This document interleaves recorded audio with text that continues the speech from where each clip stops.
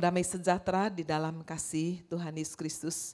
Bapak Ibu Saudara sekalian, waktu terus berjalan dalam hidup ini, Tuhan memberikan kesempatan kepada kita hanya satu kali. Hidup yang pendek. Bapak Ibu Saudara, biarlah kita boleh jalani dengan sungguh-sungguh. Sehingga hidup yang hanya satu kali, hidup yang singkat ini sungguh boleh berarti. Hari ini kita memasuki bulan Juni dengan subtema yang baru, Living in His Grace. Bagaimana kita hidup di dalam anugerah Tuhan. Bapak Ibu Saudara, anugerah grace adalah sesuatu yang kita terima sekalipun kita tidak layak menerimanya. Something we get, we do not deserve. Saudara, seandainya saudara bekerja keras, lalu saudara mendapatkan upah lebih karena kerja keras saudara, maka itu adalah hak saudara. Kalau anak-anak sudah bekerja sampai larut malam, rajin belajar, lalu kemudian mendapatkan hasil yang baik, itu juga karena upah mereka. Tetapi jika kita tidak melakukan apa-apa, saudara sekalian, tetapi Tuhan memberikan kepada kita keselamatan, kehidupan kekal, itulah anugerah. Amin. Hari ini sudah saya ingin menyampaikan satu kebenaran firman dengan tema Living in His Grace, diambil dari 1 Korintus pasal 15. Ayat 9 sampai dengan ayat 10. 1 Korintus 15 ayat 9 sampai dengan ayat yang ke-10. Dua ayat ini mari kita baca bersama-sama sudah dengan suara yang keras. 1 Korintus 15 ayat 9 dan ayat 10. 2, 3. Karena aku adalah yang paling hina dari semua rasul. Bahkan tidak layak disebut rasul, sebab aku telah menganiaya jemaat Allah. Tetapi karena kasih karunia Allah, aku adalah sebagaimana aku ada sekarang, dan kasih karunia yang dianugerahkannya kepadaku tidak sia-sia. Sebaliknya aku telah bekerja lebih keras daripada mereka semua. Tetapi bukannya aku, melainkan kasih karunia Allah yang menyertai aku. Kita yang percaya firman Tuhan berkata, amin. Firman Tuhan berkata yang berbahagia itulah yang mendengar firman Tuhan, menyimpan di dalam hati dan dengan setia melakukan di dalam hidupnya. Demikian saya juga menyapa setiap pemirsa di live streaming, baik di Indonesia maupun di luar Indonesia. Hari ini kita merenungkan kebenaran firman Tuhan, Living in His Grace. Surat Korintus ditulis oleh Paulus. Seorang yang mengalami perubahan 180 derajat. Kisah perubahan hidupnya dicatat di dalam Kisah Rasul pasal 9. Ketika dengan satu semangat yang menggebu-gebu, dengan satu keinginan yang luar biasa, berapi-api. Dia ingin membunuh orang-orang Kristen. Menganiaya orang-orang yang percaya kepada Yesus. Tetapi siapa yang menyangka di tengah perjalanan menuju Damsyik, dia mendengar suara dari langit. Saulus, Saulus, mengapa engkau menganiaya aku? Dan dia rebah ke tanah. Sebelumnya dia bertanya, siapa engkau yang aku aniaya? Akulah Kristus. Bapak Ibu Saudara sekalian, Yesus adalah kepala daripada gereja. Kita adalah anggota tubuh Kristus. Itu sebabnya Bapak Ibu Saudara, kita harus memiliki satu pemahaman yang benar. Kita adalah anggota tubuh Kristus. Jika ada seseorang, orang lain, satu kelompok menganiaya orang-orang Kristen atau saudara di dalam keluarga, mungkin yang lain belum percaya Yesus. Saudara mungkin dihina, saudara mungkin ditekan dan sebagainya. Bapak Ibu Saudara, jangan lupa bahwa sang kepala yang adalah Kristus merasakan setiap penderitaan kita. Amin. Dan dia siap memberikan pembelaan. Dan kita melihat bagaimana anugerah yang Tuhan limpahkan untuk Saulus yang kemudian mengubah namanya menjadi Paulus, luar biasa. Itu sebabnya dia menulis surat-surat dari pengalaman secara pribadi, bersumpah pribadi dengan Kristus. Di bagian yang pertama untuk kita memahami living in His grace. Hidup di dalam anugerahnya. Kita harus betul-betul menyadari bahwa hidup baru yang sekarang ini adalah anugerah. Adalah kasih karunia. Ditulis di ayat 10, but whatever I am now, it is all because God poured out His special favor on me. Aku yang adalah sebagaimana aku ada sekarang itu adalah karena anugerah Allah yang dicurahkan. Dia mencurahkan His special favor. Perkenanannya yang spesial. Kita semua ingin saudara diperlakukan spesial. Saudara yang sudah menikah ingin diperlakukan spesial oleh pasangan hidup saudara. Masa saudara mau diperlakukan sama seperti suami atau istri sudah memperlakukan orang lain? Pasti kita ingin diperlakukan spesial. Saudara juga kalau punya anak, pasti anak saudara ingin diperlakukan spesial oleh orang tua saudara. Lebih daripada orang tua memperlakukan orang-orang lain atau tetangganya. Saudara, ini luar biasa ketika firman Tuhan berkata bahwa Allah mencurahkan perkenanannya yang spesial. Rasul Paulus merasakan itu. Bapak Ibu Saudara, saya berharap setiap saudara di tempat ini harus mengalami, harus bisa berkata, sungguh Dia sudah mencurahkan special favor atas hidup saya. Karena saudara, dari pemahaman inilah saudara akan mengalami bertumbuh dari kasih karunia kepada kasih karunia. From grace to grace. Nanti saya akan bahas itu saudara minggu depan. Bagaimana kita bisa bertumbuh di dalam anugerah Allah. Kita melihat Bapak Ibu Saudara bagaimana hidup baru yang sekarang itulah hidup yang kekal. Saudara masih hidup di dunia tetapi jangan biarkan dunia hidup di dalam hati kita, di dalam pemikiran kita. Amin saudara. Kita masih hidup di dunia, kaki kita masih ada di bumi. Saudara masih tetap harus bekerja, saudara masih sekolah bagi yang masih sekolah. Saudara masih harus menjalankan ritme kehidupan ini. Tetapi hari ini kita boleh berkata, saya kalau hidup itu adalah karena anugerah. Yang pertama kita melihat tidak dipengaruhi masa lalu kita yang berdosa. 1 Korintus 15 ayat 9, Paulus menulis, karena aku adalah yang paling hina dari semua rasul. Bayangkan, dia betul-betul merendahkan diri. Paling hina dari semua rasul, akulah pembunuh, aku penganiaya. Bahkan dia berkata, aku tidak layak disebut rasul, enggak layak. Aku telah menganiaya jemaat Allah. Saudara, di dalam surat lain Paulus menulis kepada Timotius. Di dalam 1 Timotius pasalnya yang pertama ayat 13. Dia berkata, aku tadinya adalah seorang penghujat. Seorang penganiaya, seorang ganas. Seorang yang dikatakan di dalam ayat 15b. Di antara mereka semua aku adalah yang paling berdosa. Saya tidak tahu bagaimana keadaan saudara hidup di masa lalu. Mungkin ada yang dulu pergi saudara ke dukun-dukun, ke suhu-suhu, ke orang pintar. Saudara mungkin ada yang belajar ilmu gaib, ilmu kekebalan dan sebagainya. Saudara mungkin punya jimat-jimat. Mungkin saudara juga melakukan pelaris supaya dagangan, usaha saudara, pekerjaan saudara bisa diberkati. Bapak Ibu Saudara, firman Tuhan berkata apa? Yang namanya anugerah. Tidak dipengaruhi oleh masa lalu kita sekelam, sejelek apapun, seburuk apapun. Mungkin di sini ada yang pernah kawin cerai sebelum hidup di dalam Tuhan. Pejinah, sudah mungkin penipu, pendusta, siapapun kita. Tidak dipengaruhi masa lalu kita. Mungkin ada yang menghujat, mungkin ada yang membenci orang Kristen, siapapun.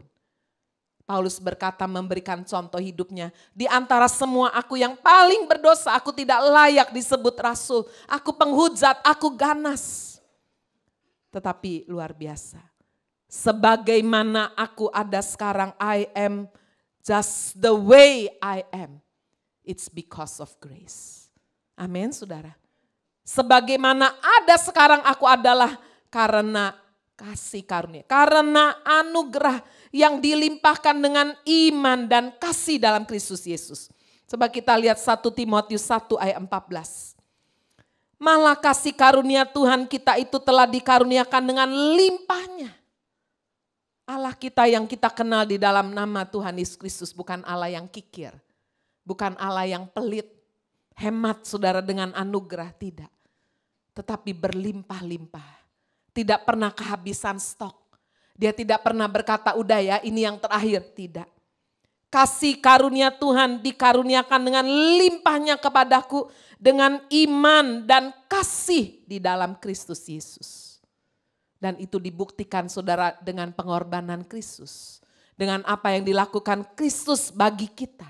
Ditunjukkannya dengan seluruh kesabaran. 1 Timotius 1 ayat 16. Tetapi justru karena itu aku dikasihani. Ya, dia berkata, di antara semua manusia akulah yang paling berdosa. Bapak Ibu, ini adalah awal di mana seseorang bisa betul-betul hidup menyelami bahwa ini adalah anugerah. Ketika dia merasa bahwa hidupnya tidak layak. Tapi saya sering menjumpai ada banyak orang merasa hidupnya itu lebih baik dari orang lain. Dan selama saudara, siapa saja selama masih hidupnya itu baik. Saya lebih baik tuh loh ada orang Kristen. Mencuri, menipu, istrinya 2, mending saya. Ya. Saudara, selama kita merasa diri baik, kita belum berjumpa dengan Kristus. Saya melihat itu dulu papa saya juga sebelum percaya Yesus dia selalu bilang bandingin. Loh itu loh orang Kristen. Apa hidupnya kayak begitu? Mendingan papa. Nah, saudara itu belum bisa bertobat. Selama seseorang masih merasa hidupnya lebih baik, bisa dengan dirinya sendiri, dengan karakternya sendiri, saudara dia belum bisa berjumpa dengan Kristus secara pribadi. Paulus mengalami perubahan secara total 180 derajat ketika dia berkata, aku tidak layak untuk menerima anugerah yang begitu besar, akulah yang paling berdosa. Tetapi justru karena itu aku dikasihani. Agar di dalam diriku ini sebagai orang yang paling berdosa. Yesus Kristus menunjukkan seluruh kesabarannya. Dengan demikian aku menjadi contoh bagi mereka. Yang kemudian percaya kepadanya dan mendapat hidup yang kekal. Bapak Ibu Saudara. Saya percaya bahwa apa yang dialami oleh Paulus. Sungguh dikatakan menjadi contoh bagi orang-orang lain yang mungkin menjadi penghujat. Yang mungkin menjadi pembunuh, penganiaya orang Kristen. Atau menjadi seorang yang betul-betul anti kepada Kristus. Anti kepada orang Kristen. Bagian kita adalah mendoakan terus. Amin. Saya percaya bahwa kalau Saulus yang kemudian berubah menjadi Paulus hidupnya berubah 180 derajat. Itu karena ada orang-orang Kristen yang mendoakannya. Ada Stefanus sudah yang dirajam batu atas perintah dan persetujuan dari Paulus. Yang juga mendoakan bersama orang-orang percaya yang lain. Sampai betul-betul Bapak Ibu hidupnya diubah 180 derajat. Kesabaran Kristus ini yang luar biasa. Saudara sekalian di Jepang ada satu kisah nyata. Ketika seseorang merenovasi sebuah rumah. Dia mencoba menghancurkan tembok-tembok rumah yang biasanya di Jepang itu saudara tembok-tembok terbuat dari kayu. Dan di antara satu tembok dengan tembok yang lain biasanya ada ruang yang kosong ya karena bukan dari beton. Karena Jepang sering gempa bumi itu sebabnya mereka membangun rumah berbeda dengan kita. Dan pada waktu sudah orang ini ingin merontokkan tembok-tembok tersebut, dia menjumpai di bagian yang kosong itu ada seekor kadal. Yang kakinya saudara melekat kena paku. Waduh dia rasa kasihan sekali. Kadal ini udah gak bisa bergerak, gak bisa apa-apa. Dan waktu dia cek, dia ingat ya, sudah orang-orang di Jepang itu seringkali bangun rumah gotong royong sama-sama. Jadi dia ingat betul bahwa dia yang pasang paku itu sudah 10 tahun yang lalu. Bayangkan saudara, kadal itu sudah berada di sana 10 tahun.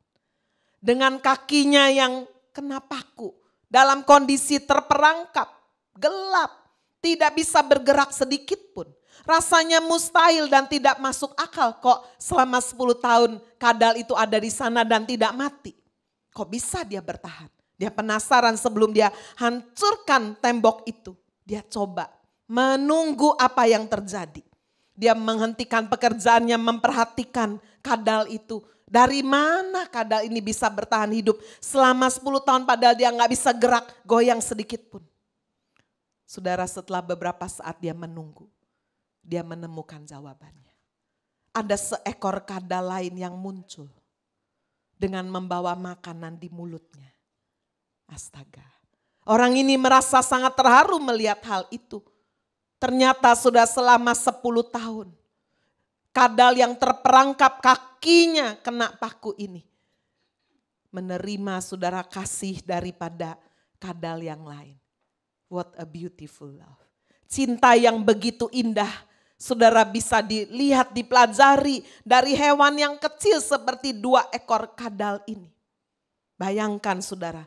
Kadal yang kena paku ini tidak pernah menyerah.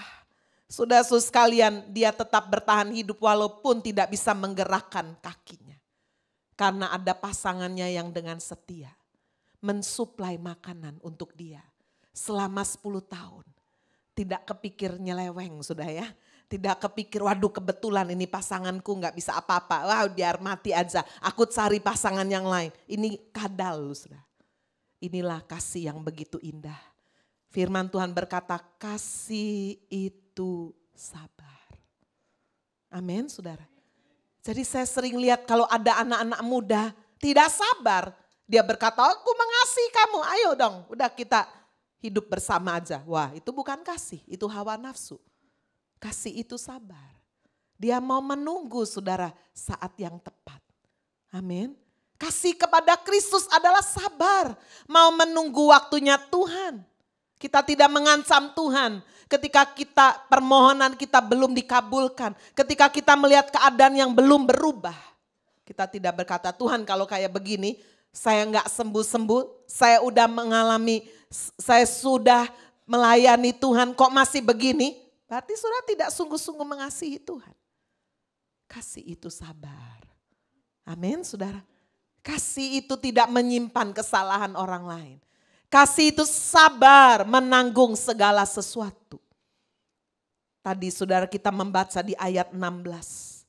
Kristus menunjukkan seluruh kesabarannya. Wow. Jika Kristus tidak menunjukkan kesabarannya, tidak ada Paulus. Tidak ada saya, tidak ada saudara. Kita semua yang sungguh-sungguh saudara sekalian menjalankan hidup di dalam anugerah.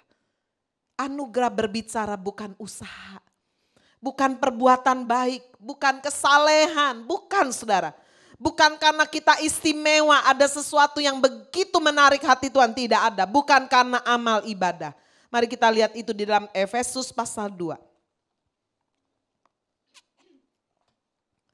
Efesus pasal 2 ayat 8 sampai dengan ayatnya yang ke-9. Ini adalah ayat yang sering sekali sudah kita dengar. Bapak Ibu Saudara sekalian, Efesus pasal 2 ayat 8 firman Tuhan berkata, sebab karena kasih karunia kamu diselamatkan oleh iman. Amin. Saudara, ayat ini mengubah Martin Luther. Karena sudah di dalam ajaran agamanya yang lama. Dia dituntut saudara untuk melakukan kesalehan demi kesalehan sebagai seorang rahib. Dia harus naik tangga saudara di tengah musim dingin. Dia sebagai rahib tidak boleh tidur beralaskan pakai selimut, nggak boleh. Bayangkan penderitaan kesalehan itu diupayakan untuk menarik hati Tuhan. Sampai saudara kalau dia pengakuan dosa kepada atasannya yang lebih tinggi. Dia membutuhkan waktu 6 jam. Sampai atasannya saudara bosen kalau udah ketemu Martin Luther. Waduh mateng ini. Kenapa kamu sampai lama begitu mengaku dosa? Martin Luther bilang karena memang saya ini banyak sekali dosanya.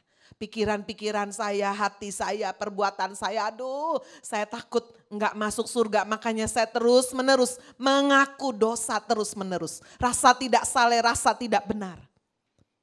Tapi ayat ini mengubah hidup dia. Ketika satu kali dia seperti biasa dengan rahib-rahib lain. Lagi naik ke tangga itu sudah, itu seperti tangga untuk menguji kesalehan, kesucian mereka. Ayat ini terngiang-ngiang. Sebab karena kasih karunia kamu diselamatkan oleh iman. Bukan hasil usahamu. Amin saudara. Jadi kalau ada hamba Tuhan mengajari saudara bahwa kalau saudara mau supaya selamat, saudara harus begini, begini.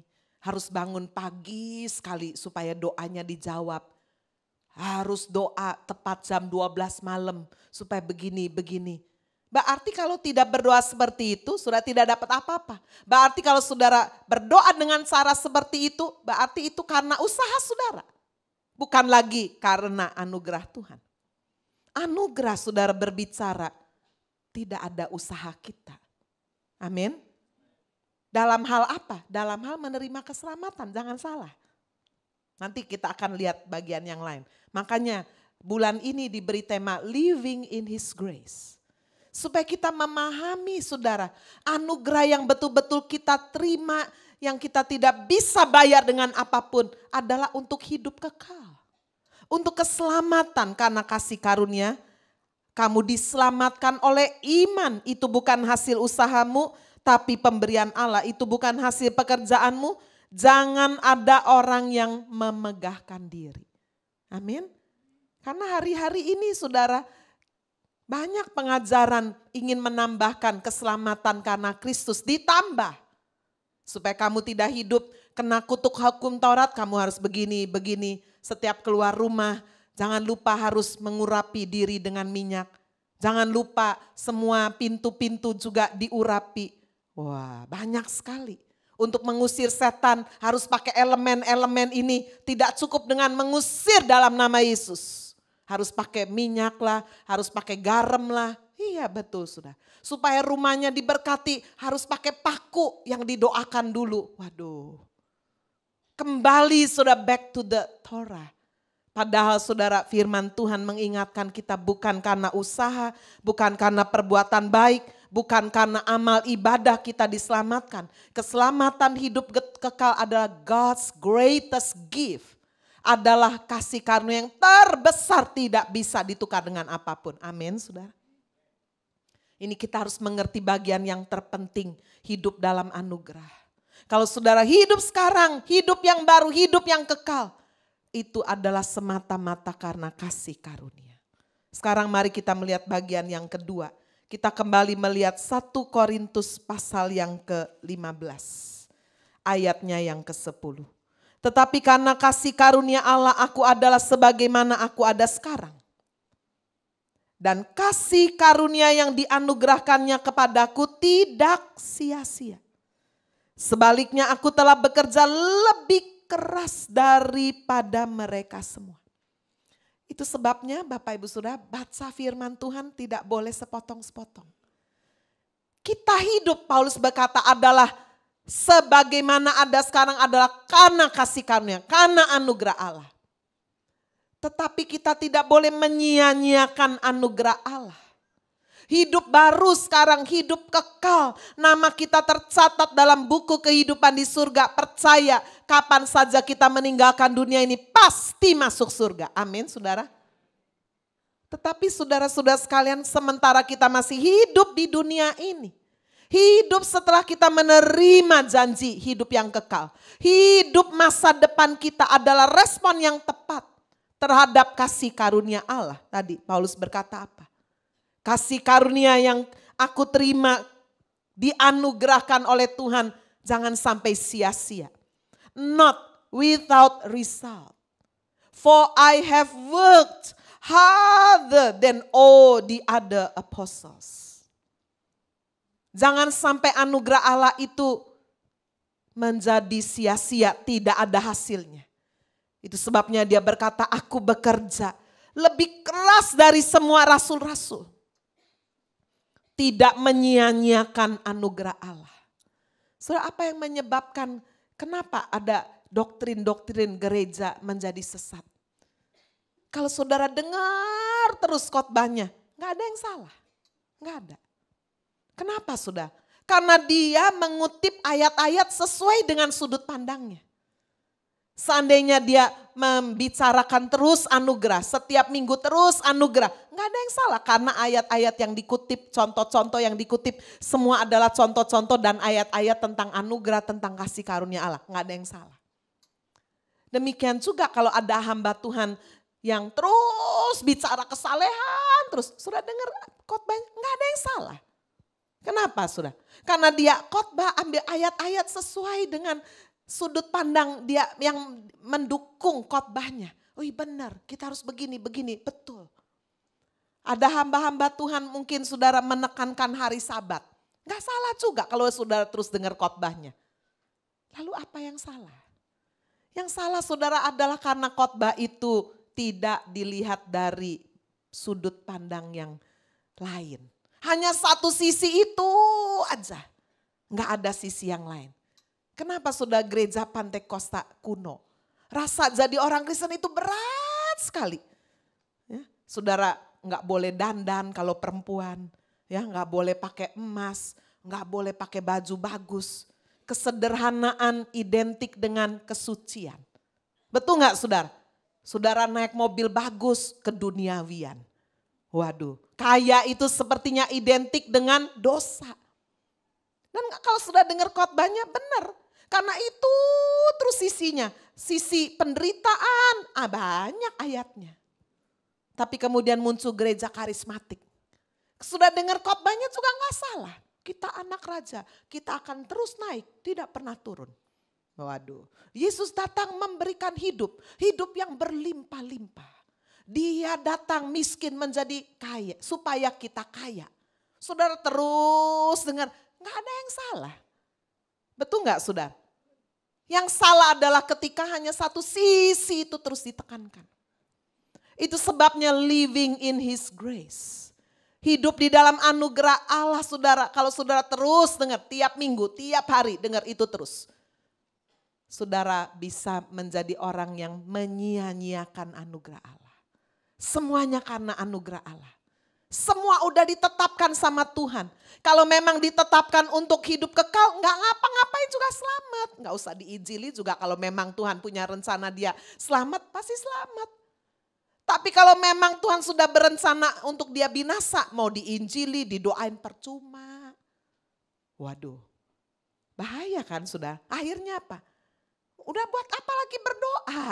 Buat apa lagi kita berusaha, buat apa lagi kita bekerja. Hidup adalah anugerah. Tuhan betul-betul sudah tahu masa yang akan datang. Kalau seorang memang ditentukan untuk binasa, ya binasa. Waduh, Bapak Ibu sudah. Tapi hari ini kita melihat dari satu ayat ini saja Paulus ingin membawa kita memiliki kehidupan yang seimbang. Amin saudara. Keselamatan hidup kekal gak bisa diperoleh dengan apapun. Only by His grace. Hanya karena anugerah Allah. Kita responi dengan iman percaya. Tetapi what's next? Apa selanjutnya? Paulus berkata apa? Kasih karunia yang dianugerahkannya kepadaku jangan sampai sia-sia. Dia tidak menyia-nyiakan anugerah Allah. Dia tidak masa bodoh. Saudara kalau betul-betul saudara tidak memahami, saudara hidup dalam anugerah Allah yang begitu berlimpah, akhirnya apa? Kita malas belajar, saudara lebih dalam, buat apa sih terlalu dalam? Udahlah kita anugerah Allah pokoknya pasti selamat, pasti diberkati. Kalau memang dia tentukan gak selamat ya mau gimana usaha kita juga tetap gak selamat. Nanti begitu tuh.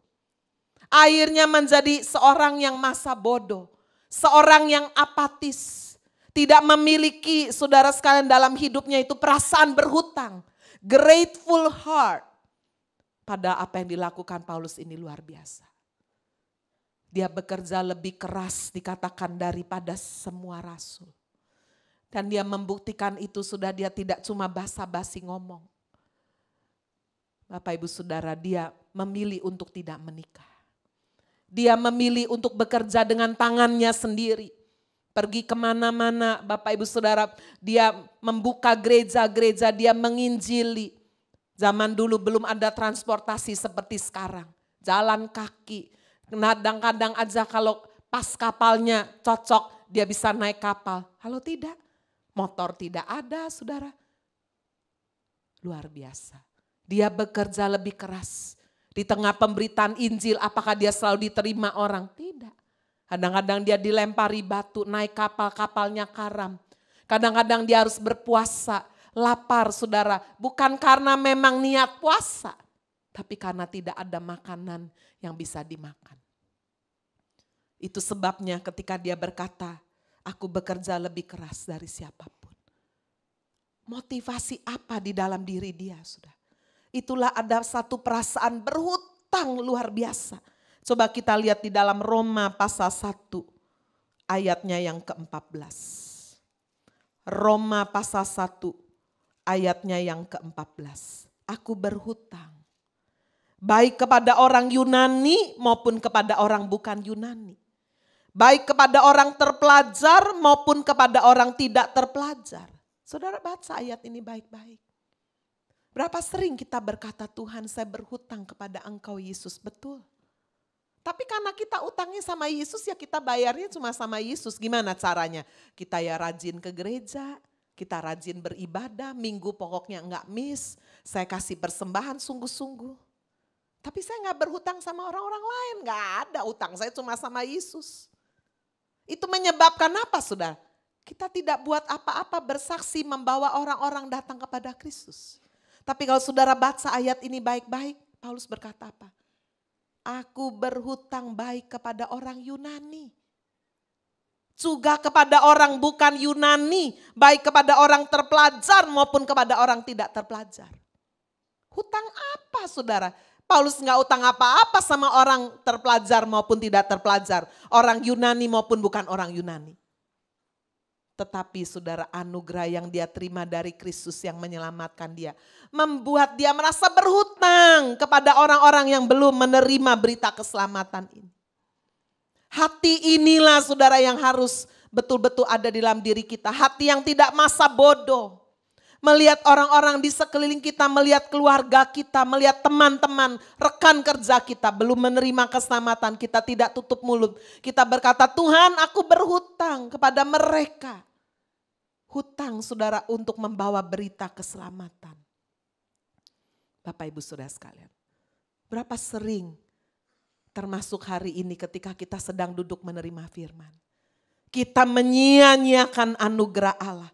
Kita masa bodoh, kita rasa sungkan. Kalau terus menerus ngomong soal keselamatan kepada orang-orang di sekeliling kita. Tapi hari ini saya berdoa, saya berharap. Supaya perasaan berhutang itu ada di dalam diri kita. Sehingga kita merasa berhutang kepada supir kita, kepada pembantu kita, kepada langganan kita, kepada bawahan kita, kepada orang-orang yang ada di sekeliling kita yang belum menerima Kristus. Ini yang menjadikan anugerah Allah tidak menjadi sia-sia. Paulus berkata, aku bekerja keras, ada tindakan nyata. Bukan hanya ingin. Saudara harus bedakan orang yang selalu ingin, itu adalah pemimpi. Aduh saya bermimpi nanti saya jadi orang kaya. Saya bermimpi, memang kesuksesan diawali dengan mimpi. Tapi kalau saudara mimpi terus, saudara akan jadi pemimpi di siang bolong. Tapi Tuhan mau kita menjadi pemimpin. Bedanya cuma satu huruf. Saudara pemimpi apa pemimpin? Beda banget. Pemimpin sudah selalu mau berjalan di depan, ada resiko. Resikonya apa? Bisa gagal. Bisa hancur, bisa tidak berhasil. Tapi gak apa-apa, saya harus coba lagi. Saudara tahu itu orang Chinese yang terkaya. Siapa Ma itu? Siapa? Jack Ma. Waduh, ini orang luar biasa sekali. Kaya, saudara lihat model orangnya. Enggak penampilan orang kaya ya. Apa nama komnya? Saya sampai tiba-tiba lupa. Alibaba.com. Saudara dia bilang apa? Kalau saudara masih umur 20-30, kalau mau sukses dia bilang apa? Buatlah kesalahan sebanyak mungkin. Loh, iya sebab kalau saudara udah umur 50 buat salah, mateng.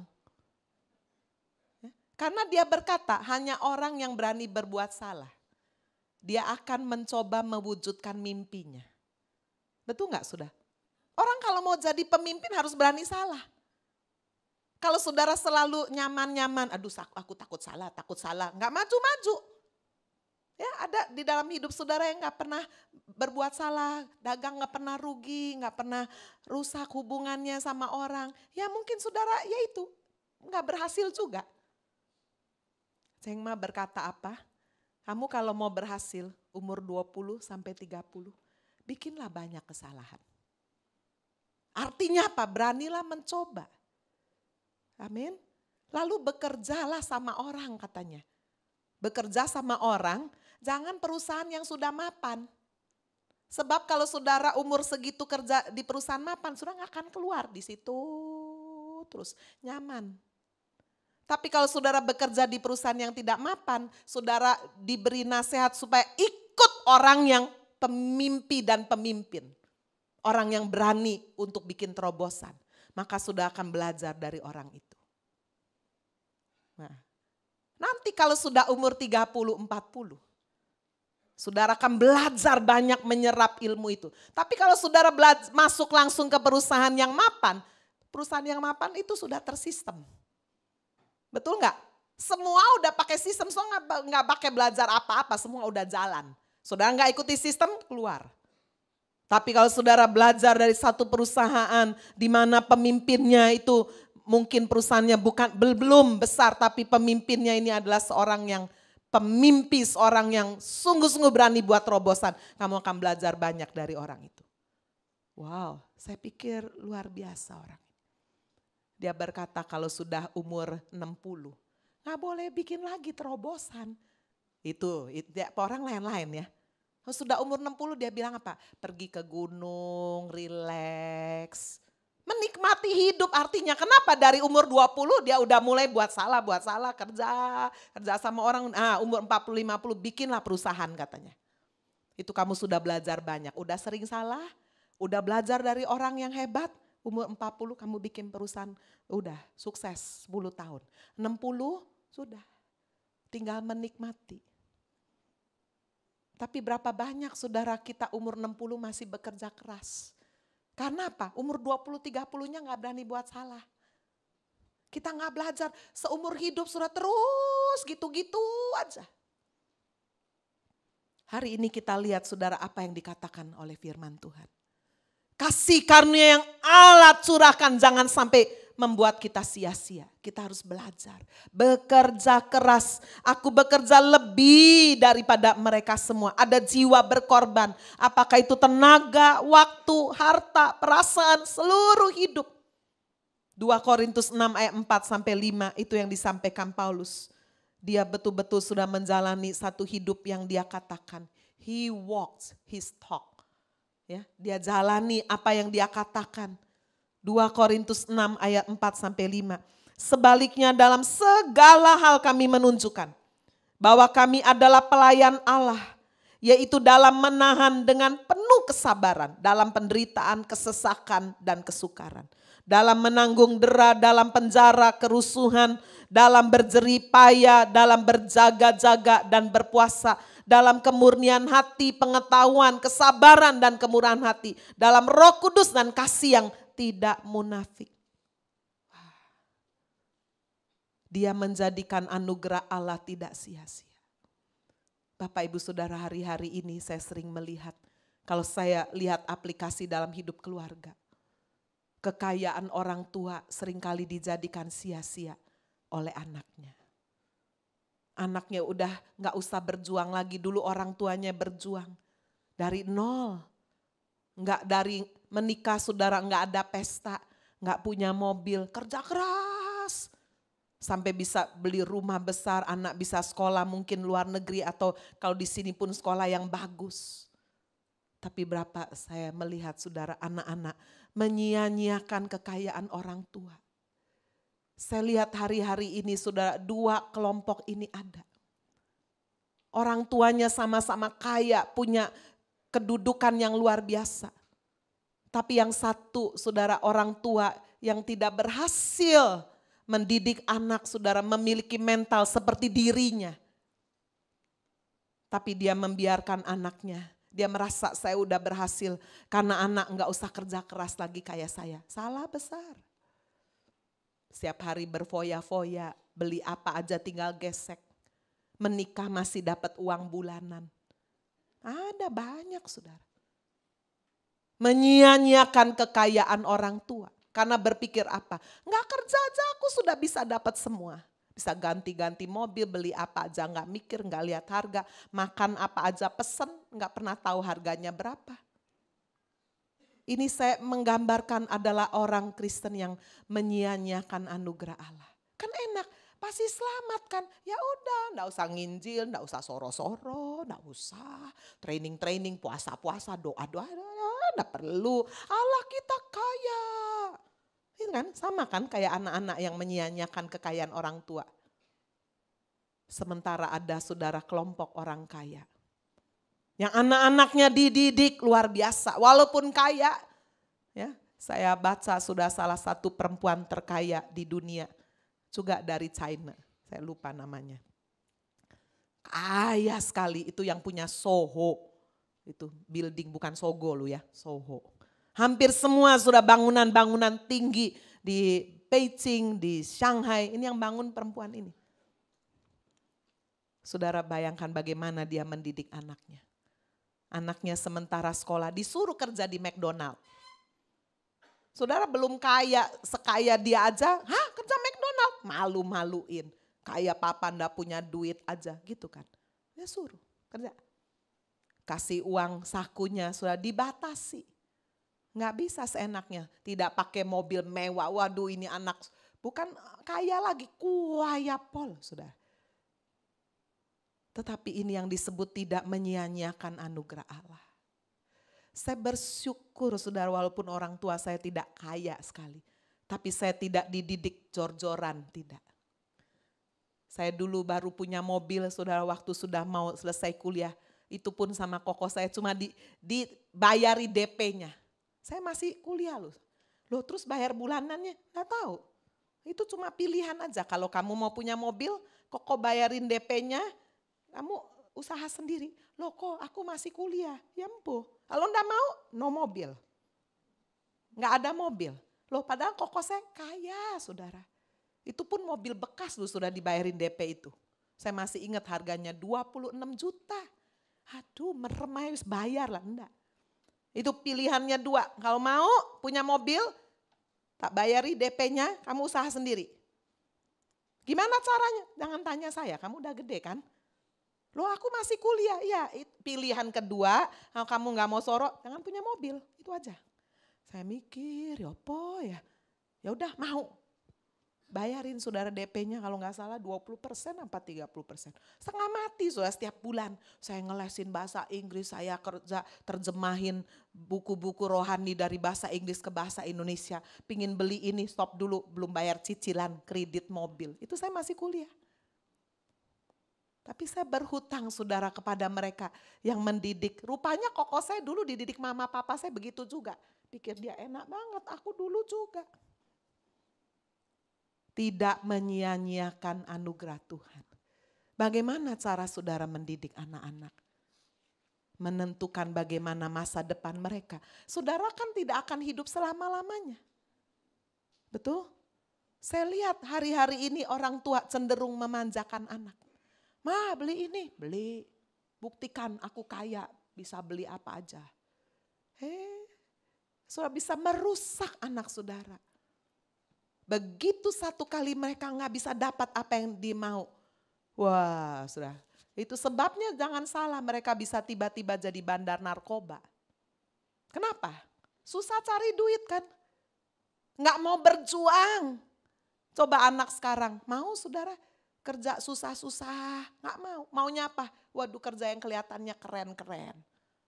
Kerja cuma dapat UMR, waduh makan sekali udah habis ini. Itu sebabnya kalau sudah sebagai orang tua juga tidak memastikan, memperhatikan pergaulan anak, rusak saudara. Benar. Saudara jangan merasa bangga menjadi orang tua. Kalau anak-anak saudara bisa pakai barang mewah, tidak. Itu duit tes apa? Selama itu duit orang tua, saudara tidak bangga. Tapi kalau saudara bisa melihat anak-anak saudara berjuang, tidak menyia-nyiakan kekayaan. Wah, saya dulu sudah kuliah, saya beli beli sendiri. Sebab kalau saya nunggui dari kirimannya orang tua, 1 tahun hanya dapat 1 sepatu. Warna hitam. Ya, itu sudah pasti. Dulu mama saya begitu. Habis mama saya udah tua, yang kasih saya cici saya. Sama, 1 tahun 1. Jadi kalau saya mau lebih saya nggak boleh minta, bagaimana saya harus berjuang. Bagaimana saya berjuang yaitu sementara kuliah saya kasih les. Bayangin saya kuliah 2 fak. Saya kasih les di waktu-waktu senggang saya. Saya terjemahin buku orang lain tidur saya masih bangun. Setiap bulan saya dapat, saudara saya bisa beli. Jadi kalau saya beli belanja sama mama saya tidak pernah komplain. Kenapa? Lah bukan duitnya dia. Saya cari sendiri, berusaha. Walaupun saudara, mama saya juga bisa kasih. Tapi saya bersyukur. Saya melihat sudah ketika ayat firman ini, saya siapkan, saya berkata, Tuhan berapa banyak. Kita hanya melihat ini sebagai satu penerapan rohani. Sementara di dalam mendidik anak berapa banyak sudah gagal. Anak-anak kita menyia-nyiakan kekayaan, kedudukan orang tua. Kalau ada masalah di sekolah, orang tua datang, ngamuk-ngamuk. Belum tahu sudah anaknya yang salah sendiri, udah marah-marah. Kenapa anak saya jatuh? Loh, emangnya cuma bisa jatuh di sekolah? Emangnya guru yang salah? Nah, udah marah-marah. Nggak boleh gini-gini, kamu nggak tahu ya, saya bisa beli tahu nggak sekolah ini? Wah, saya bisa keluarin, saya bisa masukin koran dan sebagainya. Saudara lagi nggak mendidik anak ini. Saudara sedang membuat anak saudara memanfaatkan kekayaan, kedudukan saudara. Jangan jadikan kekayaan, kedudukan saudara sia-sia untuk anak-anak saudara. I am just the way I am. It's because of grace. Tetapi Paulus berkata, not without result. For I worked harder than all the other apostles. Orang tua hari-hari ini harus berjuang. Amin. Jangan sudah bilang, wah aku udah kaya. Udahlah anak saya merem aja sampai anak cucu gak usah kerja. Wah sudah dosa. Salah besar. Sekarang lihat bagian yang ketiga yang terakhir. Hidup yang menjadi berkat. Ya, kalau tadi adalah hidup masa depan. Saudara mau jadi apa? Saudara mau melihat keturunan saudara seperti apa? Itu adalah respon yang tepat. The right response to the grace of God. Tetapi saudara bagian yang ketiga adalah bukan untuk kita. Kalau tadi adalah hidup masa depan untuk kita. Tapi ini adalah hidup yang menjadi berkat. Udah hidupnya untuk orang lain. So kalau perhatikan poin saya dimulai dari kita terima dari Tuhan sepenuhnya. We do nothing, kita nggak buat apa-apa. Hidup baru yang sekarang semata-mata anugerah Allah. Tapi setelah kita terima the greatest gift, the greatest hadiah yang terbesar, itulah keselamatan. Maka kita harus meresponi untuk masa depan kita. Jangan sia-siakan anugerah Allah, kita bekerja lebih keras daripada yang lain kata firman. Tetapi yang ketiga saudara, ini hidup bukan hanya untuk kita masa depan. Tapi hidup menjadi berkat.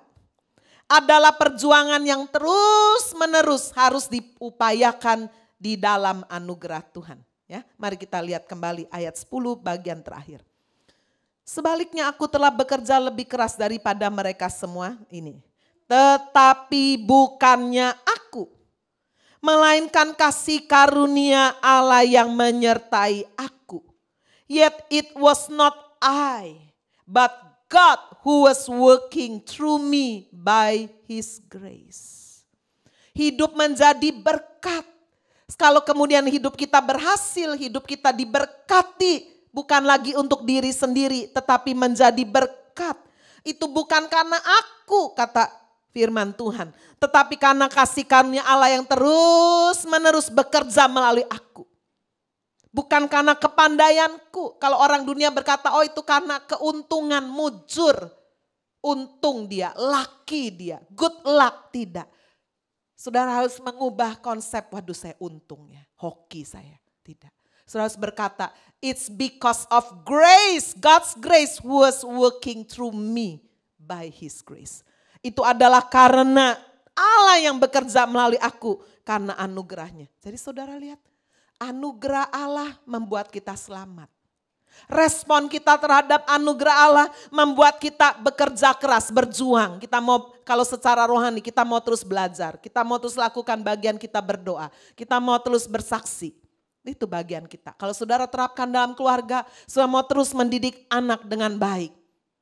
Bukan supaya nanti anak bisa menyia-nyiakan kekayaan bapak ibunya. Tapi saudara sudah bisa lihat ke depan. Apa yang saudara ingin, saudara anak-anak sudah jadi apa, saudara harus betul-betul perhatikan.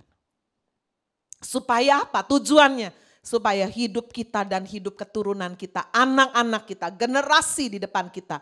Kalau saya terapkan secara rohani supaya jemaat yang kami layani, kami gembalakan, hidupnya menjadi berkat. Amin, saudara. Hidup menjadi berkat. Hidup yang selalu berkata, Tuhan kalau saya bisa melakukan ini, it's because of grace. Itu karena anugerah Tuhan. Sehingga dalam segala aspek hidup kita mengandalkan Tuhan. Yeremia pasal 17 ayat 7-8. Mari kita lihat sudah ayat ini.